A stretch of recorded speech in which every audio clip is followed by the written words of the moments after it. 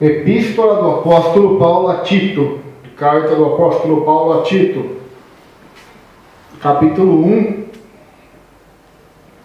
verso de número 5 a seguir.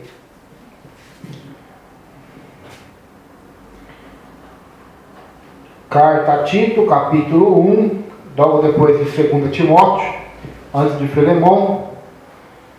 Tito, capítulo 1, verso 5. Aleluia!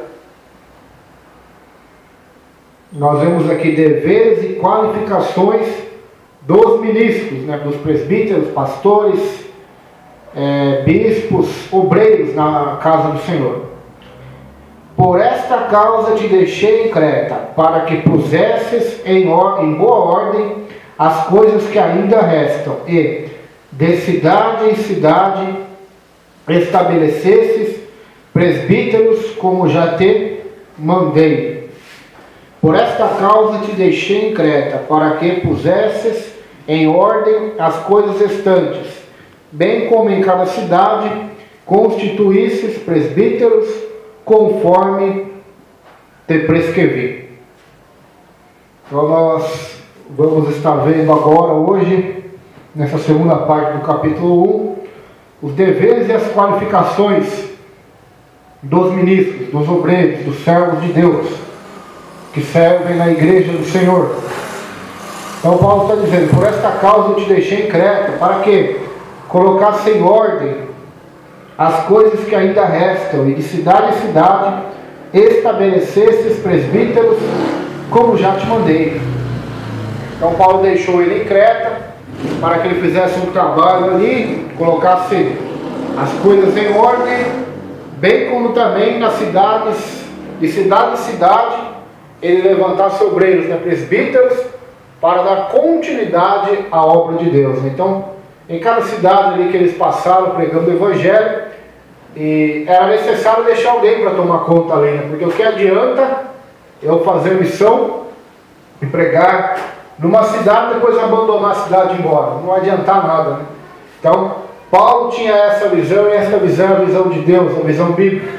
Ele plantava, depois ele deixava alguém para regar, e ensinava esse alguém também a deixar outros alguém para continuar, assim dar continuidade ao trabalho de Deus. Então Paulo pregava, plantava igrejas, ganhava almas para Cristo, e tinha os seus obreiros também, que assim como Paulo tinham essa característica de pregar, ensinar, e no meio daqueles que são salvos da igreja, tem aqueles que Deus chama, que é aqueles que se destacam, pessoas honestas, fiéis, a qual eles escolhiam para ser os líderes, os presbíteros da igreja, para continuar o trabalho, eles ir embora para outra cidade e ganhar mais almas e começar a obra de Deus. Então, Paulo, com esse método, dessa maneira, ele agitou todo o Império Romano, deixou uma semente que nós nem temos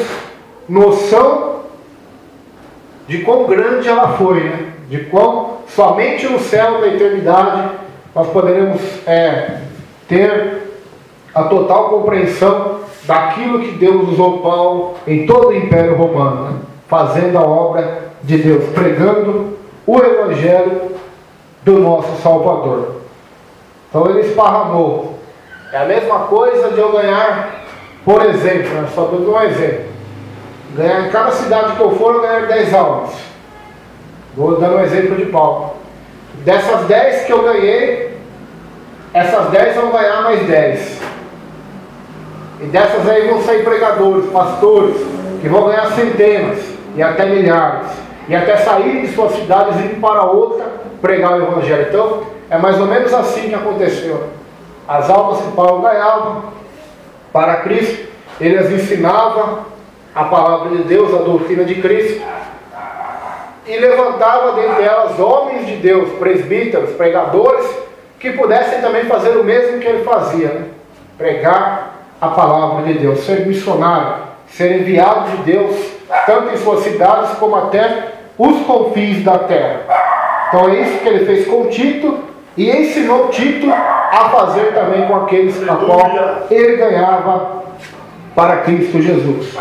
Versículo de número 6.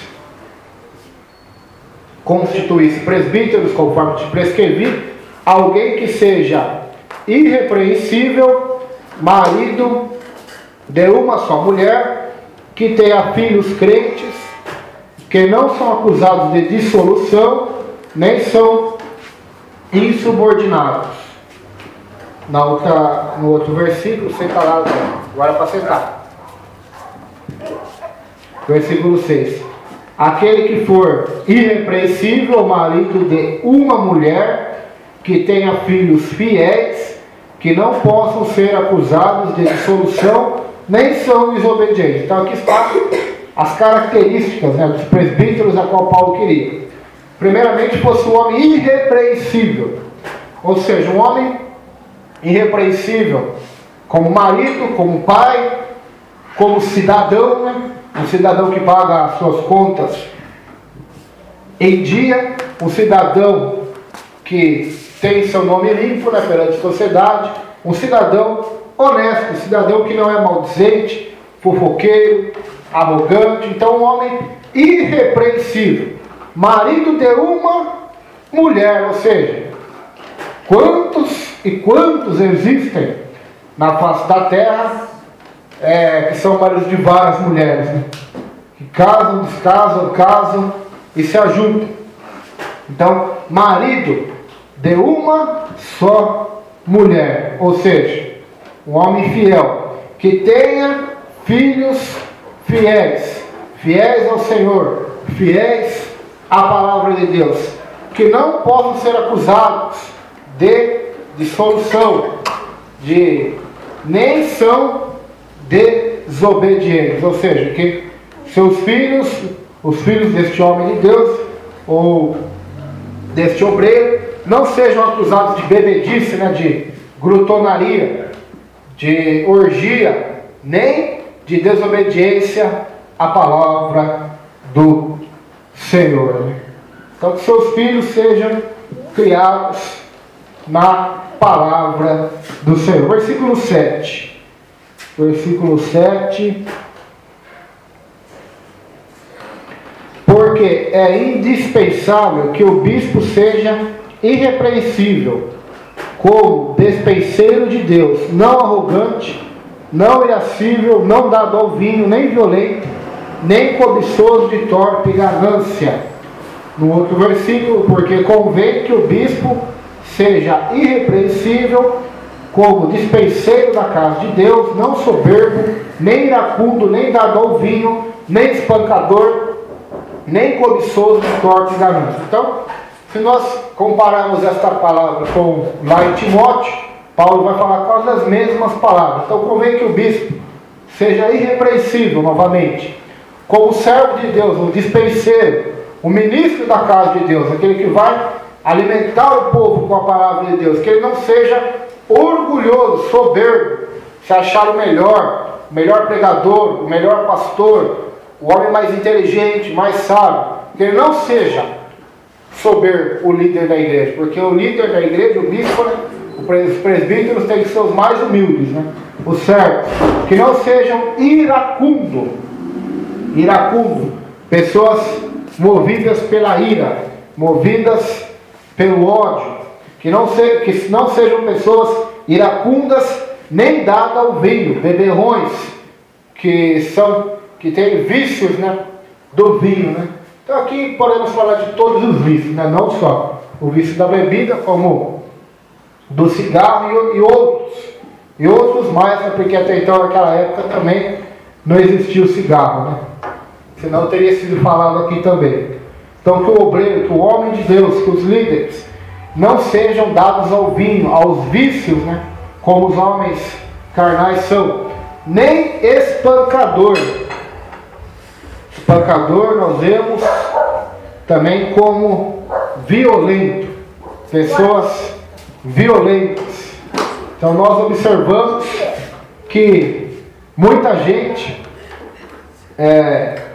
fala da seguinte maneira: eu sou convertido, mas o meu braço não é. Esse pastor já ouviu essa frase, muita gente diz isso: eu sou convertido, mas o meu braço não é. Não. Os obreiros, os homens de Deus, não devem ser violentos, espancadores, briguentos.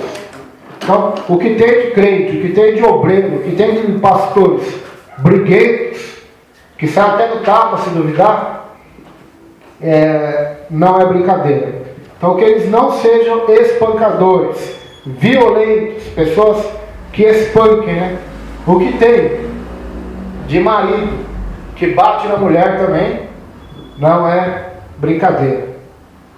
O que tem de pais que espancam os filhos, homens briguentos, né? Não é brincadeira. Então, o obreiro não deve ser espancador, nem cobiçoso de torpe ganância, ou seja, uma pessoa que cobiça, que é dada à avareza, né?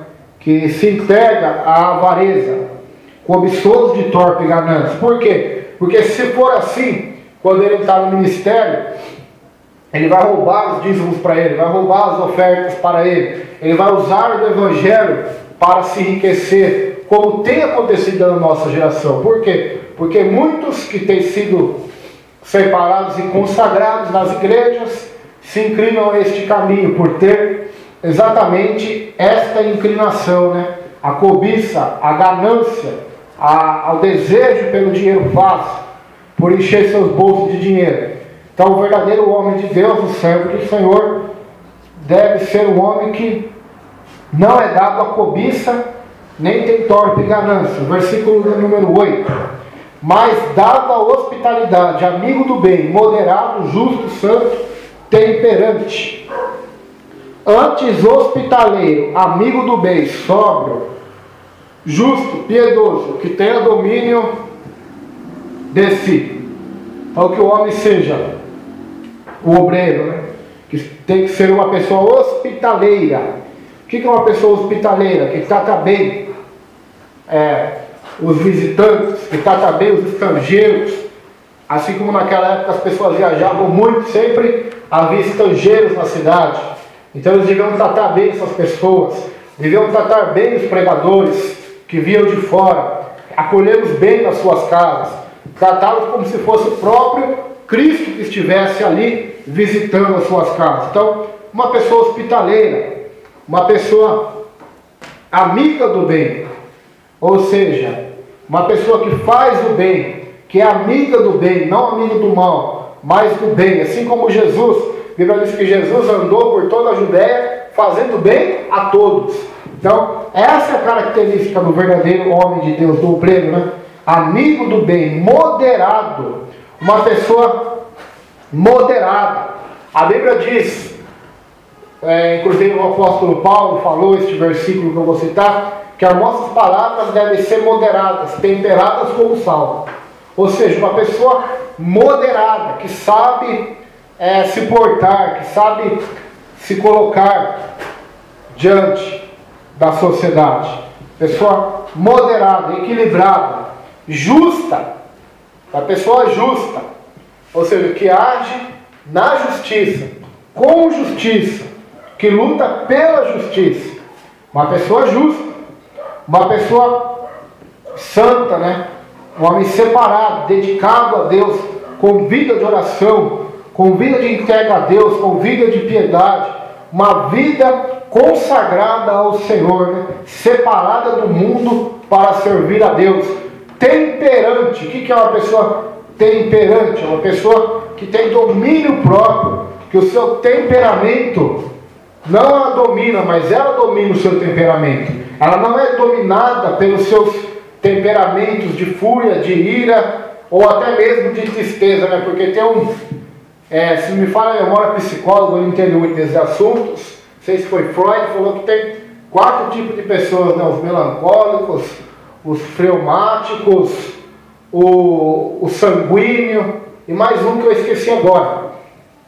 Cada um desses temperamentos que o ser humano tem, cada um é mais ou menos igual a um, leva a pessoa a um tipo de sentimento, né? Um tipo de escolha, né? Tem os sanguíneos, né? Que já são mais sangue no olho, né? Tem aqueles que são melancólicos, que em vez de se irar contra alguém ou brigar, vão guardar aquilo para si mesmo, vão ficar em depressão e angústia. Então, o cristão tem que ser temperante, não ser dominado pelas suas emoções, mas as dominá-las, né? Pelo poder do Espírito Santo. Não deixar a ira dominar o coração dele e também não deixar a angústia.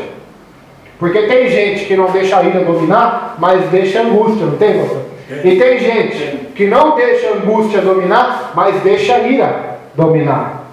Então, nós temos que dominar os nossos sentimentos pelo poder do Espírito Santo, através da temperança, né? Termos domínio próprio. Nós até podemos estar tristes, mas não seremos tristes, né? Nós até podemos estar angustiados, mas não ser pessoas que vivam na angústia. Nós podemos até estar irados, mas não deixar que a ira se torne algo durável na nossa mente e no nosso coração. Porque a Bíblia diz: irai-vos, mas não pequeis. Ou seja, vocês podem se irar, mas não pequem, não deixe a ira dominar o seu coração. Vocês podem estar angustiados, assim como Paulo escreveu em 2 Coríntios, se não me falha a memória. Estou angustiado, porém, estou abatido, porém não... mais ou menos assim, estou angustiado, porém não derrotado. Não sei se é assim que fala corretamente, que estou falando aqui agora só para dar um exemplo, mas é mais ou menos assim: a gente está angustiado, mas não desamparado, estamos abatidos, mas não aflitos, estamos fracos, mas somos fortes, Paulo dizia. Então, isso é maravilhoso, né? Quando o crente tem domínio de si, né? Domínio do seu sentimento, domínio próprio, né?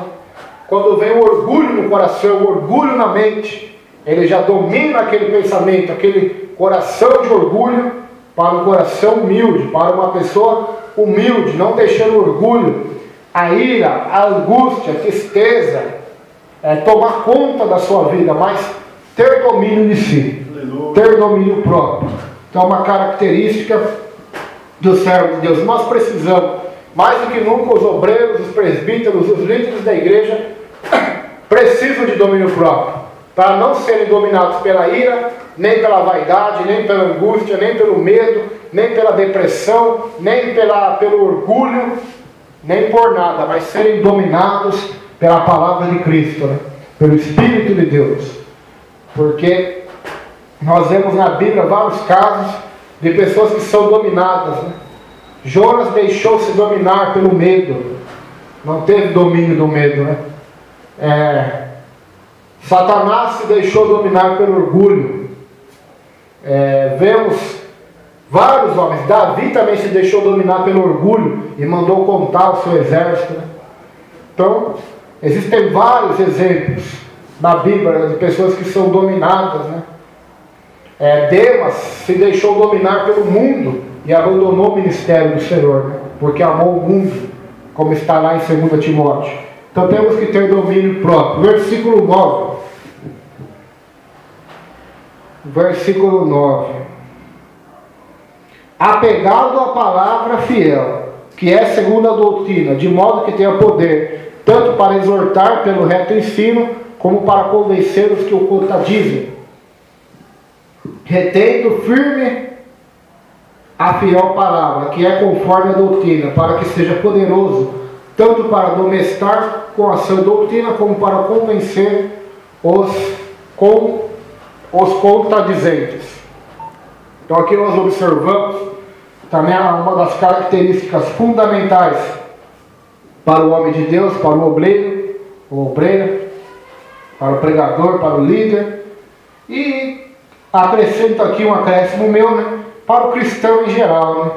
Porque se todos os cristãos, não somente os líderes, mas os cristãos também fossem apegados à palavra, seria uma bênção, né? Amém. Apegado à palavra fiel, que é segundo a doutrina, ou seja, apegados à palavra de Deus, apegados às ordenanças da palavra de Deus, amantes da palavra de Deus, que retêm firme nos seus corações, que escondem a palavra, que guardam a palavra de Deus em seus corações, que depositam a palavra de Deus em seus corações, que tem uma aliança com a palavra de Deus um conhecimento da palavra de Deus.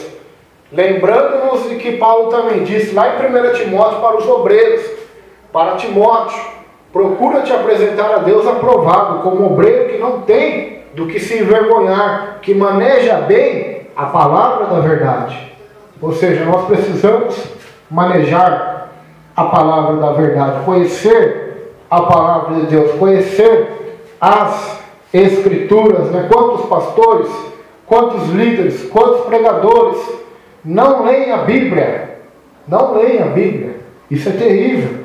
Quando os pregadores, quando os pastores, quando os líderes não leem a Bíblia, não leem as Escrituras, né? Não leem, não conhecem as Escrituras, né? Se estivéssemos há 500 anos atrás, até poderia ter desculpa, né? Ah, não sei ler ainda, né? Pouca pessoa sabe ler no mundo, né? Só os mais estudados. Mas hoje todo mundo sabe ler, quase todo mundo. Podemos dizer assim que 99% das pessoas do Brasil, das cidades pelo menos, né, sabem ler. Sabem ler. A criança já com 7 anos, né? Isso na teoria, né? Muitas das vezes na prática não é. Mas com 7 anos ela vai para a primeira série já, né, pastor? 7 ou 8? 7. Primeira série já vai aprender a ler já. Ou seja, com 8 anos já vai estar sabendo ler mais ou menos já. Então, todos são ensinados a ler. Quem não sabe ler, dos adultos também tem escolas, os adultos que são de graça, para eles aprenderem também a ler. Para eles se formarem e aprender a ler. Então, vai da vontade de cada um. Mas a maioria não conhece a palavra de Deus, não conhece as Escrituras. E a Bíblia diz o que lá no livro de Oséias? O povo é destruído pela falta do conhecimento da palavra de Deus, né? Então o povo não conhece a palavra de Deus, desconhece a palavra fiel. Muitos obreiros também não leem a palavra de Deus. Então é necessário, a característica é que ele seja apegado à palavra fiel, a palavra de Deus, que seja um estudioso da Bíblia. Tem muitas igrejas, principalmente as tradicionais, presbiteriana, tradicional, batista tradicional, elas exigem dos pastores que eles tenham formação na faculdade de teologia. Não que isso seja 100% correto, né? Mas elas também, não só delas exigirem. Geralmente, quando alguém no meio delas é chamado para tal, elas pagam até o curso para os líderes, né? E lá, antes de começar algum trabalho, fica 4, 5 anos estudando a palavra de Deus. Eu acho isso muito maravilhoso, porque os grandes homens de Deus da Bíblia, eles eram todos estudados. Moisés, José, Salomão, Paulo estudou com Gamaliel. Então isso é muito interessante, porque foi um dos homens mais sábios da época. Gamaliel foi aquele que deu conselho para os fariseus, dizendo assim: olha, não perseguem os cristãos, porque se essa obra é de Deus, vocês não vão conseguir acabar com eles. Agora, se ela não é, ela vai acabar por si só. Olha o conselho que ele deu, né? Ele não era só para os cristãos, mas Deus usou a boca dele ali, naquele momento, para dar um bom conselho para os fariseus e para o sinédrio, que queria perseguir os cristãos, né? Perseguir os apóstolos. Então, Paulo aprendeu os pés de Gamaliel. Depois disso também, ele passou por um período, depois que ele teve um encontro com Jesus, no caminho para Damasco, ele passou, eu não tenho os anos certos aqui, mas ele passou por alguns anos ainda estudando sozinho a palavra de Deus, na sua casa, meditando nas Escrituras. E não só no começo não, lá na morte dele, 2 Timóteo, é o último livro que ele escreve, já beirando a sua morte, ele vai pedir para Timóteo: traz a capa que eu deixei de Troade, antes que chegue o inverno, os livros e os pergaminhos. Ou seja, ele estava já na sua velhice, já beirando o seu martírio, né? A sua sentença de morte, que ele seria decapitado por ordem do imperador. Mesmo assim estava procurando estudar, conhecer, aprender mais e mais da palavra do Senhor, o nosso Deus. Então isso é muito maravilhoso, quando o cristão tem vontade de aprender a palavra de Deus, né? Então, só de um crente ter vontade de aprender a palavra de Deus hoje já é difícil contar, né? É difícil contar. Muitos já não têm mais interesse em aprender a palavra de Deus, aprender as Escrituras, né? A fazer um estudo sistemático, cronológico, em ordem da palavra de Deus, né? Por quê? Porque a nossa geração, a geração da internet, a geração do celular, a geração do fast food, que é a comida rápida, né? Coloca ali no micro-ondas, está pronto o almoço já. Coloca ali no micro-ondas, já está pronto a janta, uma comida rápida. Está acostumado a querer tudo aprender rápido, né? E com a Bíblia não é assim. A Bíblia não se aprende rápido. A Bíblia não se aprende, a não ser que Deus abra uma exceção, né? Com algum ser humano, faça um milagre e derrama sobre ele algo sobrenatural, que ele aprende coisas rápidas, que crentes demoram décadas para aprender, né? Que ele pode fazer isso também, né? Deus é Deus. Mas, geralmente, o método de Deus é o mesmo. Quem quer conhecer Deus, quem quer conhecer a palavra, deve dedicar tempo, né? Tempo de oração, tempo de meditação, leitura, estudo bíblico, tanto aprendendo sozinho com Deus lendo, como aprendendo com seus líderes na igreja, aprendendo com outros pregadores também da nossa geração, aprendendo com livros de pregadores que já morreram também, que escreveram sobre a Bíblia, né, comentando sobre a Bíblia, estudiosos, arqueólogos, homens também que dedicaram sua vida para estudar a palavra de Deus. Como, por exemplo, eu estou aqui dando estudo bíblico, estou com a Bíblia de estudo Dake e a Bíblia de estudo John MacArthur. São Bíblias que se divergem muitas das vezes, não a Bíblia, mas os estudos nelas, né? O que tem na Dake, talvez o autor MacArthur não concorda. E o que tem talvez nos estudos da Bíblia John MacArthur, o estudioso da Bíblia Dake não concorda mais. Isso é muito bom, por quê? Porque a gente aprende mais. A Bíblia diz para a gente aprender uns com os outros. E quanto tempo? Agora vamos parar para imaginar. Nós estamos aqui estudando versículo por versículo, capítulo por capítulo das cartas de Paulo, Apocalipse, já mais de 2, 3 anos, né, pastor? E estamos indo rápido, se for ver ainda, né? Se for bem devagarzinho, não demora mais. Então, quantos anos de estudo esses homens, não somente eles, mas teve muita gente que ajudou eles, dedicaram das suas vidas para fazer um comentário da Bíblia desses, uns estudos desses, né? Então foi a vida inteira estudando a palavra de Deus e aprendendo. Então, se a gente quiser crescer na graça e no conhecimento, o tempo de estudo é a vida inteira. Não é igual a faculdade, que é 4 anos, 5 anos, a escola tem primeiro. Não. Quem quer estudar na faculdade de Deus vai começar desde o primeiro dia até o último dia de sua vida. Depois, quando chegar lá no céu, terá também toda uma eternidade para mergulhar no conhecimento de Deus, que é infinito, né? Então nós temos que estudar a palavra de Deus. E o verdadeiro estudioso da Bíblia, o verdadeiro homem que é apegado à palavra fiel, que estuda a palavra de Deus, ele vai saber que ele não sabe nada ainda. Agora, se você vê crentes batendo no peito, eu conheço a Bíblia, eu conheço bastante, pode ter certeza que aquele camarada ou aquela camarada não conhece nada. Porque quem realmente conhece, quem realmente mergulha, sabe que a fonte é infinita. Sabe que miserável homem somos. E falta-nos muito ainda para crescer diante do Senhor. Então, quem quer estudar a Bíblia, não vai aprender rápido. Tem a vida inteira para aprender só um pouquinho ainda, né? Pouquinho, né? O suficiente para a salvação, né? É o mais importante, né? Então, que o obreiro seja apegado à palavra fiel, que é segundo a doutrina. Para quê? Para que ele tenha poder para convencer, autoridade, né? Para convencer, seja poderoso para convencer, para exortar, para repreender, admoestar, ensinar pelo ensino correto, não ensino reto, como também para convencer os que o contradizem, né? Porque naquela época tinha muito de pessoas que o pregador estava pregando, se levantava no meio da pregação para questionar e para querer colocar dúvida, né?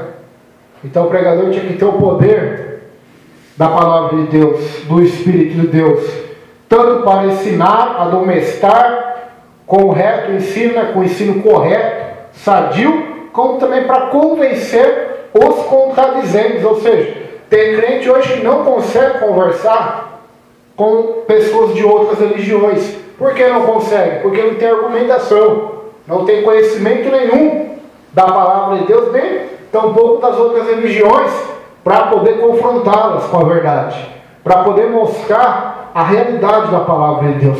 O que a palavra de Deus diz sobre reencarnação, sobre juízo final, sobre inferno, sobre purgatório, sobre padres, sobre ídolos, sobre macumba, sobre astrologia, sobre a divindade de Cristo, como é o caso dos testemunhos de Jeová, que acreditam que Jesus não é Deus. Então, não tem conhecimento nenhum, nem base nenhuma na Escritura para convencer os contradizentes. Então isso é vergonhoso. Por que é vergonhoso? Porque está na nossa mão o livro. É só nós termos vontade, mas muita gente não tem vontade. Muitos cristãos tomam baile de Bíblia dos testemunhos de Jeová, essa é a verdade. Muitos cristãos não conseguem conversar com o mormon, com o católico.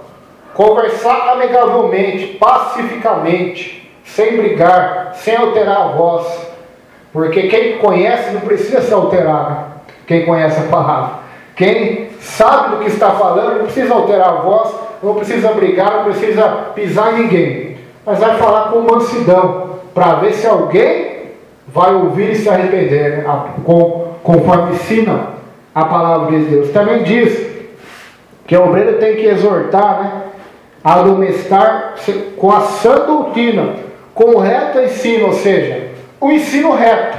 A outra tradução diz sã doutrina. A palavra sã vem de saúde, né? Quando eu digo o pastor está sã, o pastor está saudável, o pastor está enfermo, ou aquela irmã está enferma, não está saudável, tem alguma doença, alguma dor sobre ela, né? Assim tem doutrinas, ensinamentos bíblicos na nossa geração, como também na de Paulo, que não são sadios, ou seja, saudáveis, corretos, não são ensinos retos, mas são ensinos enfermos, doentes, tortos, e não retos, como diz a Bíblia. São heresias, contradições, algo contrário à palavra de Deus. Então o obreiro tem que saber, conhecer a palavra, para que não fale besteira, para que pregue a sã doutrina, o evangelho sadio, que salva, que cura e liberta o homem e leva para o céu. O evangelho de Jesus, que é o poder de Deus para a salvação. A sã doutrina, a doutrina saudável, né? A palavra de Deus genuína, nós devemos pregar. Por quê? Porque muitos hoje pregam não a sã doutrina, não o ensino reto, conforme diz aqui o versículo 9 de Tito capítulo 1, mas pregam mentiras, pregam heresias, pregam ensinos contrários à palavra do Senhor. Por isso que tem que conhecer, temos que conhecer. Versículo 10 agora.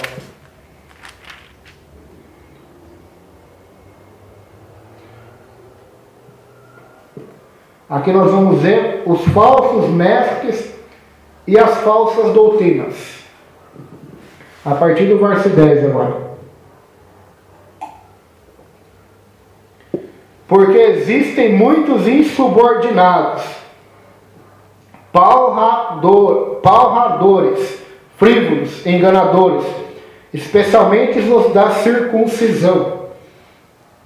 Na outra tradução, porque há muitos desordenados, faladores, vãos enganadores, principalmente os da circuncisão. Naquela época, então, havia muitos. Olha o que a Bíblia diz. Muitos desordenados, insubordinados. Insubordinados a quem? Aos apóstolos. A igreja apostólica, né? Então hoje, quanta gente insubordinada, né? Quanta gente sem igreja nenhuma. Insubordinados, metidos a pregadores, falastantes, que falam do que não entendem e do que não sabem. Não estou dizendo que para alguém pregar a verdade tem que estar tem que estar no ministério, no maior ministério da cidade, ou do Brasil ou do mundo. Não. Mas para o cristão ter a coragem de pregar a verdade, primeiramente ele tem que estar no ministério, né? Numa igreja local. Amém. Então está cheio de subordinado por aí. Está cheio de crente metido que faz vídeo no YouTube, fala um monte de besteira, mas não faz parte da igreja do Senhor. Não frequenta nenhum ministério, porque para eles nenhuma igreja presta. Nenhuma igreja presta. A Assembleia de Deus não presta por causa dos costumes. A Universal, Teologia da Prosperidade. A Deus é Amor, isso. A outra, aquilo. A Batista, aquilo. A tradicional, porque é aquilo também. Então, para eles, só eles prestam. Né? Então, já é uma característica do orgulho, da insubordinação. Né? Porque como ele pode falar que algo não presta se ele não é Deus, né? Se a igreja é do Senhor, né? É claro que existem muitas heresias, muitas mentiras sendo pregadas por aí, muitos erros, muitas falhas nas igrejas, né? Nos ministérios, nas denominações. Mas isso não nos dá autoridade para dizer que elas não prestam, porque quem vai ver o que presta e o que não presta é o Senhor no juízo, né? No arrebatamento e no juízo, né? Que vai separar os peixes bons dos peixes ruins, né? Conforme diz lá a parábola do reino dos céus. Assim como nós que vamos no mercado escolhemos, né? A batata boa a gente leva para casa, a ruim a gente não compra. O tomate bom a gente leva, o tomate que está podre, está gato, ninguém compra, joga no lixo, né? Assim o Senhor fará também. Então, pessoas insubordinadas, ou seja, que não se sujeitam a ninguém, né? Chama pessoa insubordinada ou desordenada, né? Que só sabe levar a desordem. Faladores, ou na outra tradução diz palradores. Faladores, falastrões, que falam demais, né? Vãos, enganadores, principalmente os da circuncisão, né? Tem uns camaradas na internet aí que é só a misericórdia de Deus, pastor. Eles dizem que quem chama Jesus pelo nome Jesus, né, em português, faz uma heresia, né? Aí eles pegam uma mistura lá de um monte de mitologia e diz que temos que chamar somente de O Salvador, né? Se chamarmos de Jesus Cristo, estamos chamando errado, né? Estamos adorando um outro Deus que não é o Jesus da Bíblia, né? Olha aonde vai chegando o ser humano, né?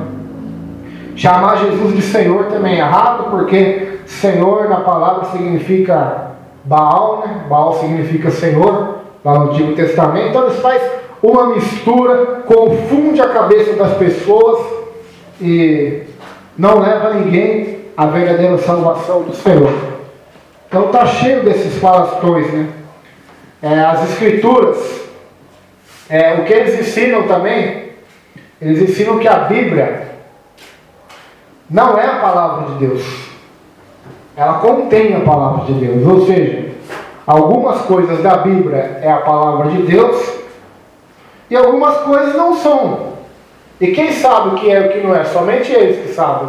Somente eles que têm autoridade para dizer, olha, Tito capítulo 1 é palavra de Deus, Tito capítulo 2 não é.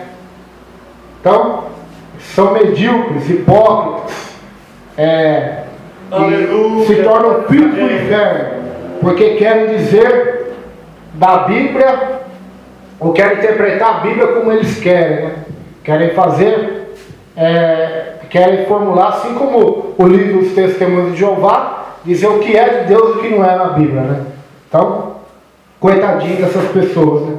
Já na época de Paulo já existia, né? Quanto mais hoje, então. Palradores frívolos, enganadores, especialmente os da circuncisão.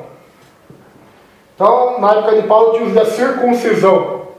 Os cristãos judaizantes que queriam fazer com que todos os cristãos convertidos gentios se tornassem judeus, né? Que circuncidassem, guardassem o sábado, seguissem muitas regras da lei de Moisés E não era dessa maneira que era para ser seguido o Evangelho, né?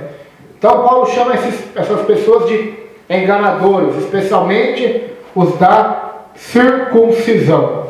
Verso 11: é preciso fazê-los calar, porque andam pervertendo casas inteiras, e ensinando que não devem, por torpe ganância. Aos que convém tapar a boca, homens que transtornam casas inteiras, ensinando o que não convém, por torpe ganância. Ou seja, eles ensinavam casas inteiras. Podemos aqui também dizer, na nossa geração, ensinando casas, famílias, cidades, através de televisões, internet e vários meios de comunicação, ensinando que não é verdade, que não convém, por causa da ganância, né? Do desejo da fama, do dinheiro e do poder, né? Paulo disse que convém tapar a boca desses homens. Versículo 12: foi mesmo dentre eles um seu profeta que disse: cretenses sempre mentirosos, feras terríveis, ventres preguiçosos. Versículo 13: tal testemunha é este, portanto, repreende-os severamente para que sejam sadios na fé. Na outra tradução, um deles, seu próprio profeta, disse: os cretenses são sempre mentirosos, bestas ruins, ventres preguiçosos. Este testemunho é verdadeiro, portanto, repreende-os severamente para que sejam sãos na fé. Ou seja, para que sejam pessoas sadias, né? Ao ver profeta Epimênides, o respeitado poeta grego do século 6 a.C. e oriundo de Creta, caracterizou seus próprios contemporâneos como a escória da cultura grega. Em outra passagem, Paulo também citou ditos de fontes pagãs. Essa citação é dirigida ao caráter dos falsos mestres. Então, este profeta, né, que Paulo cita aqui, foi um que viveu em Creta, né, antes de Paulo nascer, no século 6 a.C., ou seja, 600 anos antes de Cristo. O nome dele era Epimênides, né? Queremos ser um filósofo, e é um profeta desses hereges aí, né? Então ele dizia que em Creta, né, havia uma escória, havia pessoas que eram cretenses, ou seja, pessoas de Creta, que moram em Creta, sempre mentirosos, são bestas terríveis, feras, e são preguiçosos, não querem saber de trabalhar, né?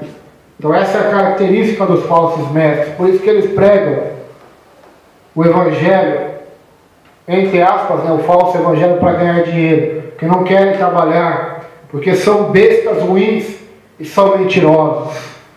Então a gente vê que Paulo estudava, né, mas aqui uma confirmação, né?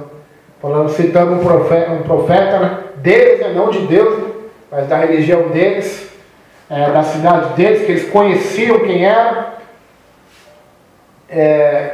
Então Paulo estudava não somente a Escritura, mas ele tinha um amplo conhecimento também dos filósofos e dos autores seculares da sua época, né? Aleluia! Então isso é interessante. E não foi a primeira vez que ele citou, né? Nós vemos também no livro de Atos 17 e 28, que ele vai citar também algo dos filósofos, e também em 1 Coríntios 15, versículo de número 33. Continuando, versículo 13: esse testemunho é verdadeiro, portanto, repreende-os severamente para que sejam sãos na fé. Tito, repreende esses homens severamente, ou seja duro com eles, não seja mole, mas seja duro, repreende-os para que eles sejam sadios e sãos na fé. Versículo de número 14: não dando ouvidos às fábulas judaicas, nem aos mandamentos de homens que se desviam da verdade. Tal testemunho, versículo 14: não se ocupem com fábulas judaicas, nem com mandamentos de homens desviados da verdade. Fábulas judaicas, né? Hoje existem fábulas pentecostais, fábulas tradicionais, fábulas evangélicas, né? Quanta fábula, quanta história da carochinha o pessoal inventa por aí, né? Quanta falsa profecia, quanta falsa interpretação bíblica, né? Que são literalmente fábulas, assim como havia naquela época fábulas judaicas, né? Historinhas para boi dormir, que muito crente acreditava porque não conhecia a Bíblia, né? Assim como hoje também muita gente acredita em muitas coisas porque não conhece a palavra de Deus, nem o mandamento de homens desviados da verdade. Então nós aprendemos na Bíblia que existem os mandamentos de Deus e existem os mandamentos dos homens, ordem dos homens. Então, naquela igreja estava vendo isso, homens que estavam querendo dar mandamentos, né, na igreja, que são desviados da verdade. Então nós temos que tomar cuidado com isso. Jesus, quando vai pregar e os seus discípulos vão comer sem lavar as mãos, conforme era a tradição dos fariseus, os fariseus ficam bravos.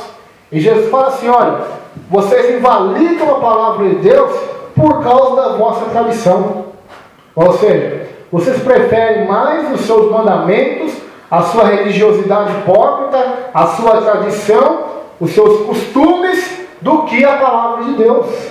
Os fariseus, e quantos fariseus hoje? Quantos cristãos hoje que são meramente, embora eles não se enxerguem assim, os fariseus também não se enxergavam assim. Aleluia!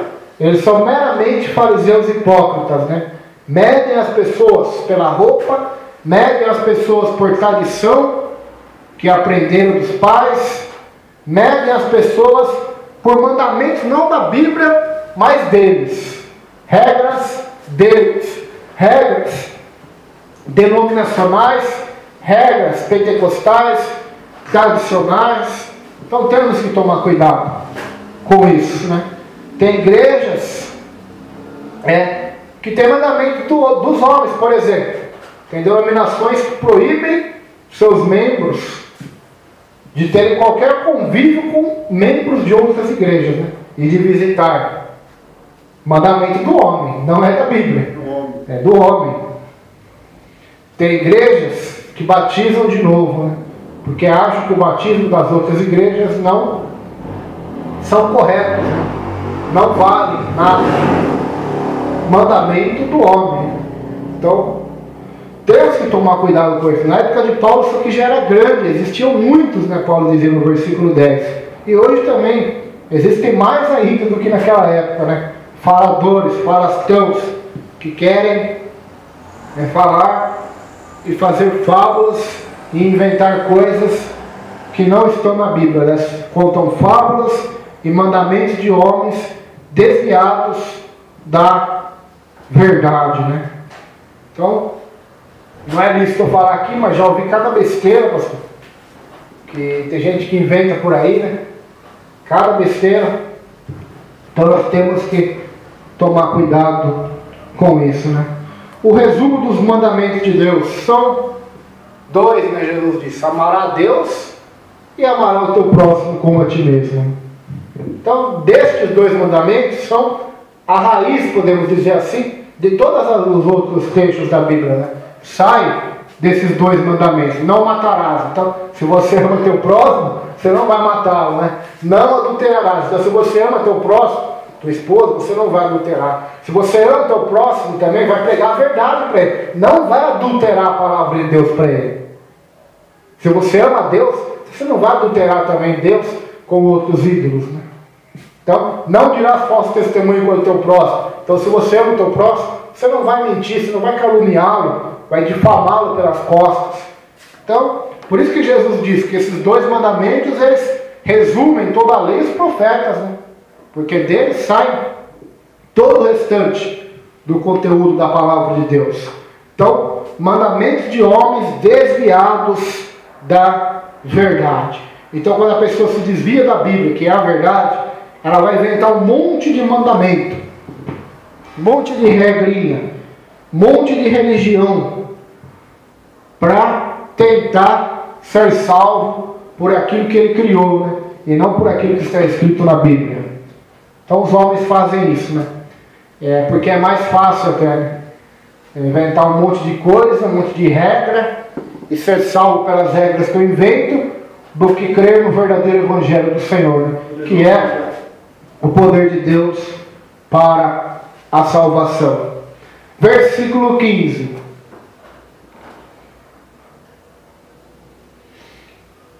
Todas as coisas são puras para os puros, todavia, para os impuros e descrentes, nada é puro, porque tanto a mente como a consciência deles estão corrompidas. Todas as coisas são puras para os puros, mas nada é puro para os contaminados e infiéis. Antes, o seu entendimento e consciência estão contaminados. Por exemplo, quando a pecadora tocou em Jesus, né? Chorou nos seus pés, o impuro estava do lado de Jesus, né? E achou, se ele fosse um profeta, ele saberia que é uma prostituta que está tocando no pé de Jesus agora. Por quê? Porque aquilo era impuro para ele. Mas como Jesus é puro, e todas as coisas são puras para os puros de coração, então aquele ato de fé daquela mulher se tornou para ela perdão e purificação do pecado. Por quê? Porque Jesus não tinha maldade. Aquela mulher também não estava com maldade nenhuma. Ela estava se arrependendo. A maldade estava no coração do fariseu, né? Do Simão, que é Simão, se me falha a memória. Então todas as coisas são puras para os puros, né? Por exemplo, vai ter uma festa de um parente meu. Ele não é evangélico. Não é evangélico. E ele me convida para ir naquela festa, desde que não me atrapalhe de ir na igreja, de ir no culto. Só que naquela festa vai ter pessoas do mundo ali, que vão beber, que vão escutar a música do mundo. Eu vou ou não vou? Eu vou ficar, se eu for lá, vou ser impuro? Não. Por quê? Porque se você for lá, assim como Jesus, e em festas também, você fazer a diferença, você vai continuar puro, né? Mas para o crente que tem olhos maldosos, né? Para o crente que já está com o entendimento, a consciência contaminada, vai achar que você vai lá e vai pecar e vai beber. Então, para ele é impuro ir lá, para ele não é lícito ir lá, mas para você que é puro de coração, é puro, você pode entrar dentro do inferno e não vai perder a sua salvação. É o que eu estou dizendo, que a Bíblia diz. Daniel entrou no meio da Babilônia e não perdeu a sua salvação. José foi para o Egito e não perdeu a sua salvação, porque era puro de coração. Então ele estava ali no meio da idolatria, da prostituição, de só coisa contrária à palavra de Deus, que foi uma lâmpada de Deus ali, foi uma luz de Deus ali. Daniel, a mesma coisa. Paulo, a mesma coisa. A cidade que ele foi, Éfeso, existia uma deusa chamada Diana dos Efésios, e havia prostíbulos a céu aberto naquela cidade. Idolatria exacerbada, exagerada naquela cidade. Mesmo assim, Paulo ficou impuro de pisar naquela cidade. Pelo contrário, o Deus puro que estava nele foi usando ele para purificar e chamar ao arrependimento aquele povo. Mas quem olha com os olhos maus, quem está com a consciência contaminada, para ele é contaminado, né? Isso aqui também fala de um pouco de alimentos também, né? Porque o contexto que a gente vê de circuncisão, né? De lei judaica. O judaísmo não comia carne de porco, outros tipos de carne. Então, se a gente fazer uma análise do texto realmente, o que está mais se referindo aqui a essas coisas de pureza fala muito sobre comida também, porque para os judeus tinha comida pura e impura, mas para os cristãos não existe comida impura, porque Deus purificou. Deus já mostrou no papel, no vaso, naquele vaso tinha carne de cobra, carne de jacaré, carne de porco, carne de boi, e mata e come, Pedro. Eu não vou comer, Senhor, não chame impuro aquilo que eu purifiquei. Estamos na graça, já não estamos mais na lei. A lei existia ordenança sobre o alimento. Na graça, tudo nós podemos comer, né, do que vem de nosso açougue. Então, essa é a diferença, né? Mas para quem está contaminado, naquela época falando, né? Nós estávamos numa mesa comendo, pastor, e o crente, ele via, mas o pastor está comendo carne de porco, é pecado comer carne de porco. Eram os cristãos, os judeus que falavam isso, né? Porque a Bíblia, o Novo Testamento, não condena mais isso. A carne de porco já não é mais imunda, impura. Pelo contrário, Deus a purificou. Então, a religiosidade leva os homens a isso, né? Na falta de compreensão da palavra de Deus. Versículo 16. Confessam que conhecem a Deus, mas negam-lhe com as obras, sendo abomináveis, desobedientes e reprovados para toda boa obra. No tocante a Deus, professam conhecer, entretanto o negam por suas obras. É por isso que são abomináveis, desobedientes e reprovados para toda boa obra. Então aqui nós observamos, confessam a Deus com os lábios, com a boca, confessam, professam a fé em Jesus Cristo. É como diz a Bíblia, nem todo que me diz Senhor, Senhor, ou seja, que me confessa, aleluia, que declara com os lábios que eu sou Senhor, Senhor, entrará no meu reino, mas aquele que faz a vontade do meu Pai. E também tem outro texto da Bíblia, de Isaías, que Jesus vai citar também no Evangelho. Este povo me honra com os lábios, mas seu coração está longe de mim. Então, nós vemos aí 3 versículos bíblicos, né, que falam quase a mesma coisa. Pessoas que confessam que conhecem a Deus, mas negam com as suas obras. Seus frutos são frutos ruins, são obras da carne, e não frutos do Espírito de Deus, né? Então não conhecem coisa nenhuma, Deus. Não conhecem, eu tenho Deus no coração, mas eu mato, eu roubo, eu adultero, eu faço coisa que Deus detesta, abomina. Então eu não conheço Deus, é impossível. Porque quem conhece a Deus, quem diz que o ama, mas não guarda os seus mandamentos, é mentiroso. Tanto lá em 1 João, como no Evangelho de João, capítulo 14, vai dizer isso. Então quando a gente professa que é crente, que conhece a Deus, que crê no Senhor, mas a sua vida toda é uma negação de Jesus. Nega Jesus com as suas obras, nega a palavra de Deus com o seu mau testemunho, com as coisas que saem de sua boca, de seu coração, suas práticas contrárias à palavra de Deus. O que é de gente que frequenta a igreja, que eu já vi, que adultera, que faz um monte de coisa errada, e depois ter a cara de pau de ir na igreja e dizer que é crente, que é salvo, não tem limite. Muita gente faz isso, pastor. Muita gente que eu conheci, não estou dizendo que eu ouvi o pastor falar para mim, mas eu vi, e eu vi com meus olhos, e eu vi com meus ouvidos, né? Então na época de Paulo também tinha muita gente que dizia que conhecia Deus, mas negava com suas obras, ou seja, sua vida toda era torta, era errada, era desobediente à palavra de Deus, era reprovado para toda boa obra, era abominável, né?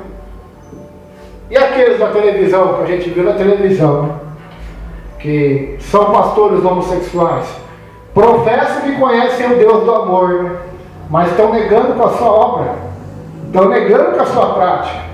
Por quê? Porque Deus não fez o homem para casar-se com outro homem, ou mulher com mulher. Deus fez o homem para se unir sua mulher, né, e ambos serão uma só carne.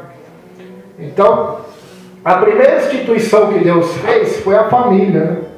Então nós observamos que muita gente professa que conhece a Deus, mas nega com as suas obras, nega, um coração cheio de ódio, cheio de rancor, cheio de inveja, cheio de cobiça. Então não conhece Deus coisa nenhuma, pois quem conhece o Senhor ama a Deus, ama o próximo. Nele vai aparecer os frutos do Espírito, né? Que é o amor, a paz, a humildade, o domínio próprio. Não estou dizendo que ele vai ser uma pessoa perfeita, porque perfeito é aquele que está lá em cima, mas vai ser uma pessoa que vai ser O sal da terra é a luz do mundo. Vai ser diferente. Vai seguir os passos de José, de Daniel, de Moisés, de Estevão, de Paulo e do próprio Jesus Cristo, né? De sorte que haja em vós os mesmos sentimentos que houve em Jesus Cristo. Devemos imitá-lo, né? Paulo vai dizer em Coríntios 11, versículo 1, 1 Coríntios: sejam meus imitadores, porque eu sou de Cristo. O apóstolo João vai dizer quase a mesma coisa, lá em 1 João 2,6: aquele que diz estar nele, deve andar como ele andou. Então eu estou em Jesus, eu estou na graça, eu estou salvo, mas eu não estou andando como ele andou. Então eu não estou salvo, nem tampouco estou em Jesus, né? Porque se eu estou nele, se eu digo que estou nele, eu devo procurar andar como ele andou. É isso que ensina a Bíblia, né? O Evangelho ensina isso. Ensina que a salvação não é somente perdão do pecado passado, mas a salvação é uma transformação, é perdão dos nossos pecados, mas é uma transformação total do nosso ser, né? Para sermos mais e mais parecidos com Cristo, imitadores, discípulos, seguidores de Cristo, que negam a si mesmo e tomam a cruz para segui-lo todos os dias. Amém? Amém. Isso é o que ensina o Evangelho. Então, eu falar que conheço a Deus, que Jesus é meu Senhor, nós aprendemos na Bíblia que isso não significa nada para Deus. Se o coração não for quebrantado e contrito, se não for regenerado, transformado, e a pessoa não procurar andar pelo poder do Espírito Santo e nos frutos do Espírito, então essa confissão é vazia, né? Não vale absolutamente nada. Amém? Vamos colocar em pé.